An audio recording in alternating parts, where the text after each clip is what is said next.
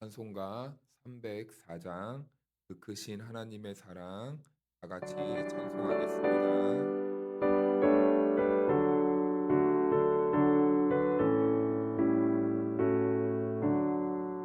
그 크신 하나님의 사랑 말로 다 영용 못하네.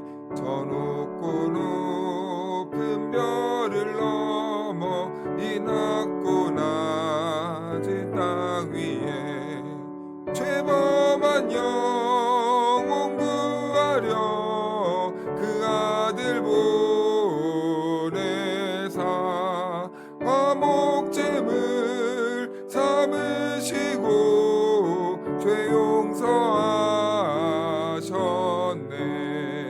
하나님 크신 사랑은 증량 다 못하네. 영원히 면치 않는 사랑 성도여 찬양하세. 외로운 시절 지나가고 땅 위에 여과세할 때 주 믿지 않던 영혼들은 큰 소리 외쳐 울어도 주 믿는 성도들에게 큰 사랑 베푸사 우리의 죄 사했으니 그 은혜 잊을까. 하나님 크신 사랑은 증량 다 못하네. 영원히 면치 않는 사랑 성도여 찬양하세. 하늘을 두루마리 삼고 바다를 먹물 삼아도 한없는 하나님의 사랑 다 기록할 수 없겠네. 하나님의 크신 사랑 그 어찌 다 쓸까. 저 하늘로 비싸도 채우지 못하리. 하나님 크신 사랑은 증량 다 못하네. 영원히 변치 않는 사랑 성도여 찬양하세.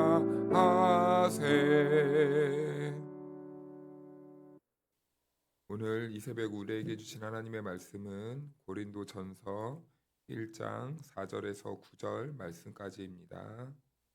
그리스도 예수 안에서 너희에게 주신 하나님의 은혜로 말미암아 내가 너희를 위하여 항상 하나님께 감사하노니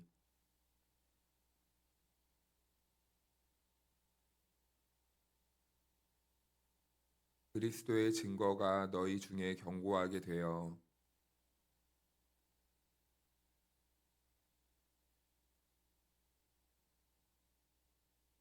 주께서 너희를 우리 주 예수 그리스도의 날에 책망할 것이 없는 자로 끝까지 견고하게 하시리라.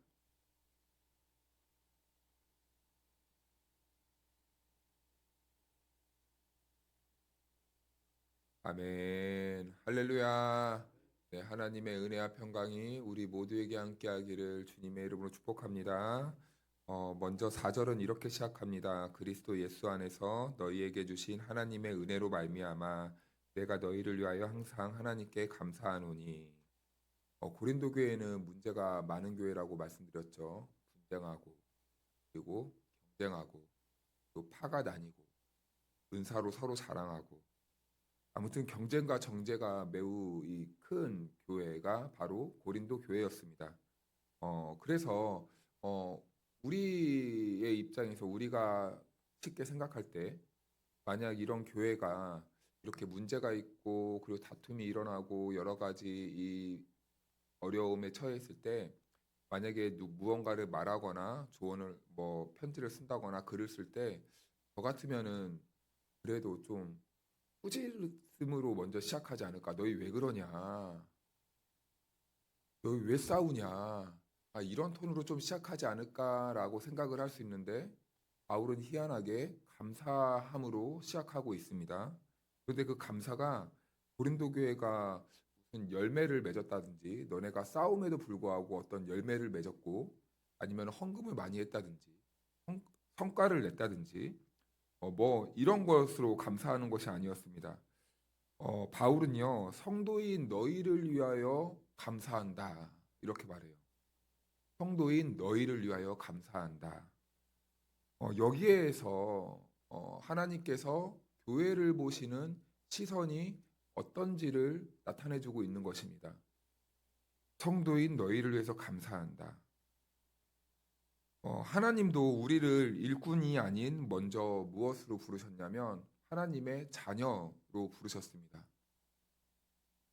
그래서 교회는 본질적으로 사람을 중심으로 하는 공동체가 맞습니다. 모든 사역은 그래서 사람을 살리고 사람을 세우기 위해서 우리가 사역을 하는 것이죠.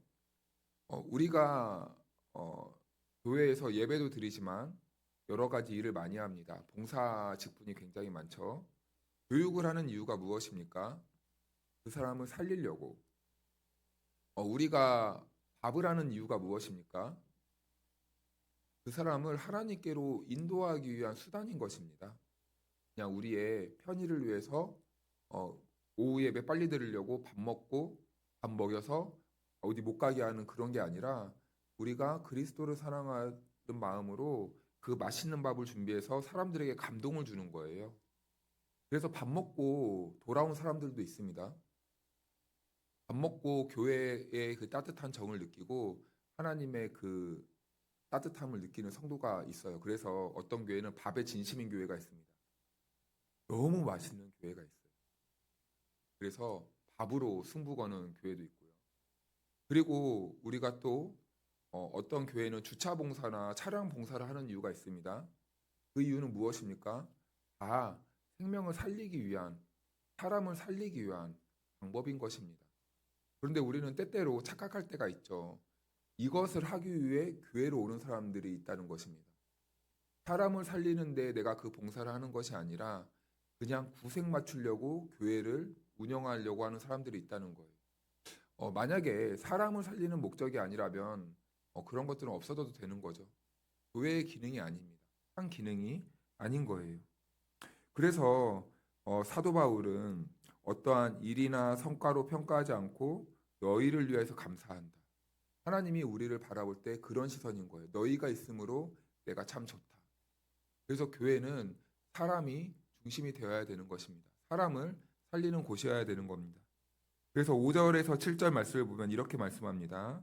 이는 너희가 그 안에서 모든 일, 곧 모든 언변과 모든 지식의 풍족함으로 그리스도의 증거가 너희 중에 견고하게 되어 너희가 모든 은사의 부족함이 없이 우리 주 예수 그리스도의 나타나심을 기다림이라. 아멘. 그러나 고린도 교회는 이 하나님의 시선을 놓치고 있었다는 거죠. 그들의 관심에는요, 사람에게 있지 않았습니다. 은사에게 있었던 거예요.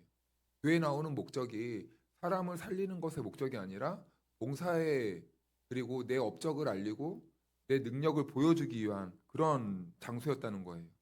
누가 더 많은 은사를 가졌는지, 누가 더 뛰어난지, 그리고 누가 더 영향력 있는지가 기준이 된 교회가 바로 고린도 교회였다는 것이죠. 그러니까 사람은 보이지 않고 자기만 보이는 거예요. 난 이거 있다. 난 이만큼 할 수 있다. 나는 이만큼 사람을 모을 수 있다. 나는 헌금을 이만큼 한다. 자꾸 이런 것이 기준이 되었던 거예요. 그래서 은사는 우리가 잘 알아야 됩니다. 섬김의 도구가 아니라 그 교회는요, 섬김의 도구가 아니었고 경쟁의 무기가 되었던 거예요. 그래서 공동체를 세우는 선물이 아니라 서로를 판단하는 기준만 되었다는 겁니다. 넌 이거 있어? 넌 이거 할 수 있어? 넌 이거 못하지? 난 이거 할 수 있어. 에이, 넌 그게 뭐냐? 너 교회 생활 허투루했구나? 이런 판단과 정죄의 기준이 되었다는 거예요. 그래서 바울은 이렇게 말하는 거예요. 너희가 모든 언변과 모든 지식에 풍족하다. 라고 이렇게 말합니다. 이것은요, 그냥 단순히 고린도 교회를 칭찬하는 말이 아니라요. 나 너희가 이런 줄 알아. 그래, 너희 참 많은 거 가졌다. 너희 똑똑하다. 너희 능력 있는 거 알겠어. 그런데 너네들 지금 그 은사를 가지고 하나님이 주신 선물을 가지고 뭐 하고 있는데? 뭐 하고 있는데? 생명을 살리는 데 쓰고 있는 거야? 아니면은 너네들 자랑하려고 쓰고 있는 거야? 그 어투로 지금 말하고 있는 거예요. 그래서 여러분, 은사는요, 우리들에게 어떠한 하나님의 은사를 반드시 하나씩 다 주세요. 어떤 사람은 일 잘하는 은사를 주세요. 어떤 사람을 가르치는 은사를 주는 사람이 있어요. 그리고 어떤 사람은요, 그 공동체의 분위기를 매우 밝게 만드는 사람도 있습니다. 웃음을 주는 사람이 있어요. 그런데요, 하나님께서 그 은사를 다 주셨는데, 그 은사는요, 나를 증명하기 위해 주신 게 아니에요. 나 잘났다라고 보여주는 게 아니에요. 나 이런 사람이야라고 이렇게 보여주신 게 아니라고요. 은사는 다분히 그리스도를 증거하기 위해 주님의 몸된 교회를 세우기 위해 하나님께서 은사를 주셨다는 겁니다. 공동체를 세우고 그리고 서로의 연약함을 보완해 주고 그리고 함께 교회로 자라가기 위해서 하나님께서 은사, 재능을 주셨다는 거예요. 그래서 우리는 조심해야 됩니다. 내가 어떤 은사를 가지고 있다고 해서 우리는 쉽게 남을 정죄할 수 있어요. 때때로 이런 겁니다.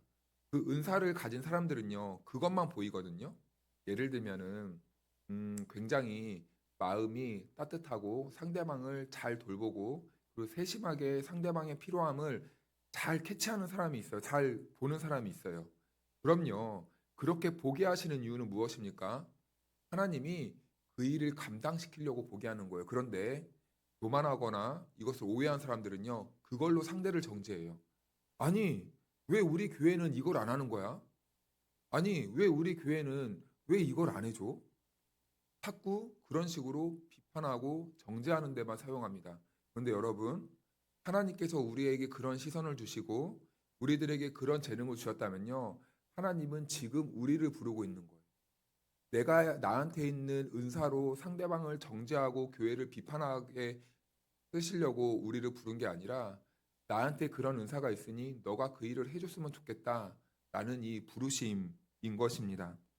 하나님은요, 우리 교회에게, 우리 각 성도에게 빗자루를 주실 때 자랑하려고 그렇게 존재하지 않고 바닥을 쓸기 위해 그 빗자루는 존재하는 거잖아요. 그런데 고린도 교회는 하나님이 바닥을 쓰려고 주신 그 도구와 같은 빗자루를 가지고 서로를 때리고 있었던 거예요. 서로를 정죄하고 있었던 거예요. 서로를 짓눌렀던 겁니다. 그러니까 어떻게 됩니까? 은사가 없는 성도들은 위축되고 혈자리가 없어지게 되고 토해되고 열등감에 눌리게 되고 심지어는 내가 구원받은 사람이 맞는가? 구원까지 의심이 돼요. 그래서 예전에 어떤 교파는 방언을 못하면은 은사가 없는 거고 은사가 없으면 아직 성령 세례를 못 받은 것으로 이렇게 해가지고 구원까지 의심하게 하는 이런 폐단까지도 낳게 했는데 이런 것들은 아닙니다. 하나님은 각자 다 알맞은 은사까지도 주시는 거예요. 그래서 은사 공동체를 살리는 은사는 은사가 공동체를 살리는 도구가 아니라 오히려 그 은사로 공동체를 아프게 하고 병들게 하고 죽이는 도구로 사용하고 있었다는 거예요. 그래서 우리 8절 9절 말씀을 같이 한번 읽어볼까요? 시작. 주께서 너희를 우리 주 예수 그리스도의 날에 책망할 것이 없는 자로 끝까지 경고하게 하시리라. 너희를 불러 그의 아들 예수 그리스도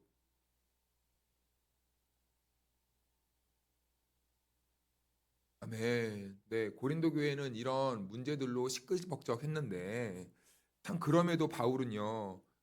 하나님의 이 시선과 마음은 고린도 교회를 향해서 절망하거나 포기하지 않는다는 것을 깨닫게 돼요. 이 구절을 보면요.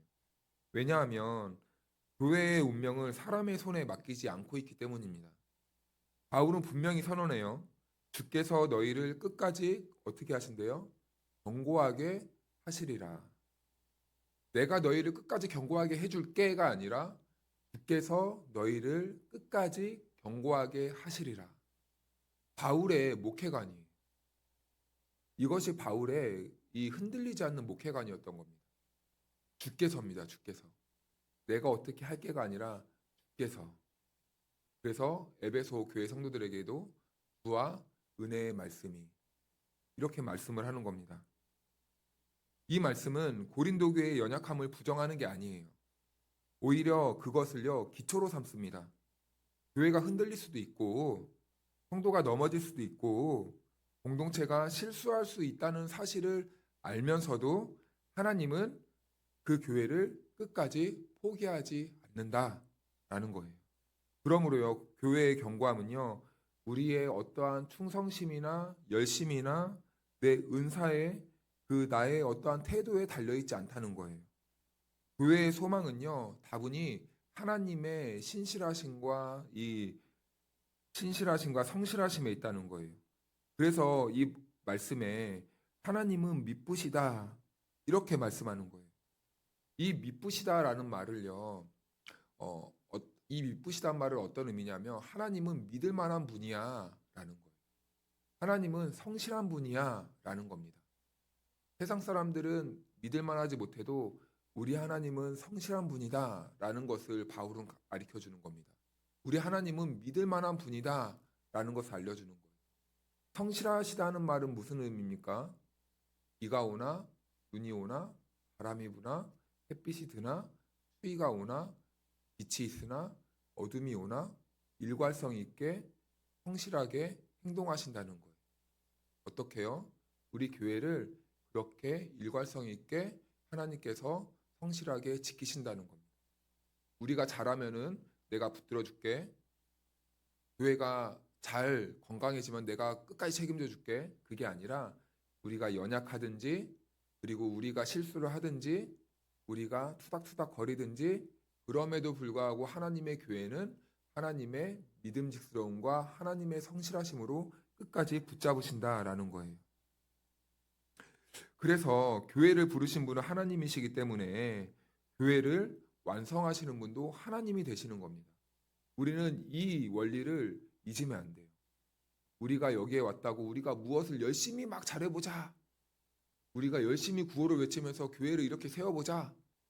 백날 이렇게 해도요. 이 교회를 완성시키는 분은 하나님이십니다. 그래서 주께서 세우신 교회는 넘어질 수는 있어도 망하진 않는 거예요. 흔들릴 수는 있어도 버려지진 않는 겁니다. 하나님은 교회를 실패작으로 보지 않으시고 끝까지 완성해 가실 하나님의 작품으로 보고 있는 거예요. 고린도 교회는요, 부족한 교회였습니다. 그러나 하나님의 시선은 달랐습니다. 하나님은 그들을 성과로 평가하지 않으셨고 은사의 많고 적음으로 판단하지 않으셨고 현재의 모습으로 그 교회를 단정하지도 않았습니다. 하나님은 사람으로 그리고 약속으로 그리고 끝까지 신실함으로 교회를 바라보시는 분이라는 것을 저와 여러분들에게 말씀해 주고 있어요. 그러므로 오늘 저와 여러분들도 마찬가지 아니겠습니까? 우리도 연약하지만 우리 교회도 하나님의 교회이고 우리가 연약하고 부족하지만 우리 교회는 하나님의 손에 있다는 것을 우리는 믿어 의심치 않아야 되는 거예요. 우리가 이러한 하나님의 시선을 회복할 때 교회는 다시 서로를 품고 견딜 수 있게 되고 은혜 안에서 다시 자라갈 수 있게 되는 것입니다. 하나님은 오늘도 교회를 이러한 시선, 이러한 마음으로 바라보고 계십니다. 그런데요, 이것은 교회뿐만 아니라 성도된 우리도 마찬가지 아니겠습니까? 어쩌면 우리는요, 세상의 기준으로 볼 때 매우 연약한 한 사람일 수도 있습니다. 보잘것없고 쓸모가 없는 그런 사람처럼 여겨질 때가 있습니다. 가능성이 없어 보일 수도 있어요. 내가 무엇을 할 수 있을까? 내가 더 이상 소망이 있을까? 내가 이제서야 뭘 할 수 있을까? 이미 실패했고 스스로 미워하면서 포기했을 수도 있습니다.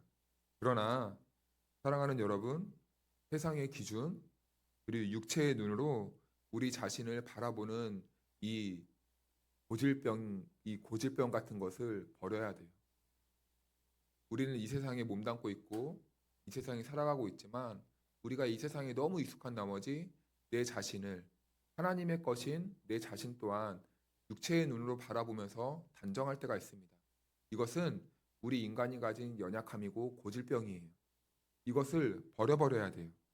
내 실력, 내 눈으로 세상의 기준으로 내 자신을 재단하고 평가하고 바라보는 이 습성을 우리는 버려야 됩니다.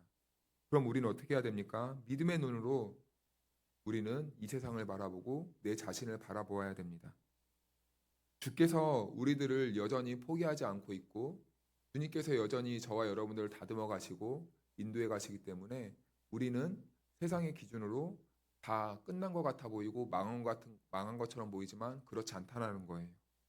우리는 다만 믿음의 눈으로 믿음을 바라보면 믿음으로 우리가 하나님이 나에게 하실 일을 기대하고 소망하면서 평강 가운데 기쁨으로 우리는 하루하루를 살아가야 되는 것입니다. 우리가 그렇게 소망 가운데 기대하며 살 수 있는 이유는 다시 말씀드리지만 하나님은 우리가 주님 품에 가는 그 순간까지 우리를 포기하지 않기 때문입니다. 그러면 사랑하는 성도 여러분, 오늘 하루도 하나님께서는 저와 여러분들을 포기하지 않았기에 이 자리로 부르셨습니다. 그러므로 저와 여러분들은 어떠한 태도와 어떠한 마음으로 살아가야 되겠습니까? 오늘 저와 여러분들을 부르신 그 하나님의 음성에 반응해서 믿음으로 하나님의 말씀에 붙들려서 주의 영광을 위해서 살아가야 되지 않겠습니까? 오늘도 하나님께서 저와 여러분들을 그렇게 부르셨기에 오늘도 이 하나님의 뜻에 순종하며 살아가는 저와 여러분들이 되기를 주님의 이름으로 축복합니다. 기도하겠습니다. 하나님, 오늘 이 새벽도 우리를 성과가 아니라 사람으로 바라보시는 하나님의 시선 앞에 서게 하시니 감사합니다. 우리는 종종 교회를 일로 판단하고 나 자신도 쓸모와 결과로 평가해 왔음을 이 시간 고백합니다. 은사를 자랑으로 붙들지 않게 하시고 그리스도를 증거하는 도구로 다시 돌려놓게 하옵소서. 서로를 세우기보다 비교하고 눌렸던 마음을 내려놓고 연약함 속에서도 함께 자라갈 수 있도록 도와주옵소서. 흔들리는 순간에도 교회를 끝까지 책임지시는 분이 하나님이심을 믿고 오늘 하루도 우리 자신과 공동체를 신실하신 주님의 손에 맡겨드릴 수 있도록 도와주옵소서. 하나님, 이 자리에 나온 모든 하나님의 성도들의 발걸음을 축복하시고 각자의 삶의 자리에서 주님의 신실하심을 경험할 수 있도록 인도하여 주옵소서. 어떤 상황 속에서도 지치지 않게 하시고 낙심하지 않게 하시고 오늘 하루를 믿음으로 살아낼 힘과 용기와 믿음을 더하여 주옵소서. 예수님의 이름으로 기도하옵나이다. 아멘.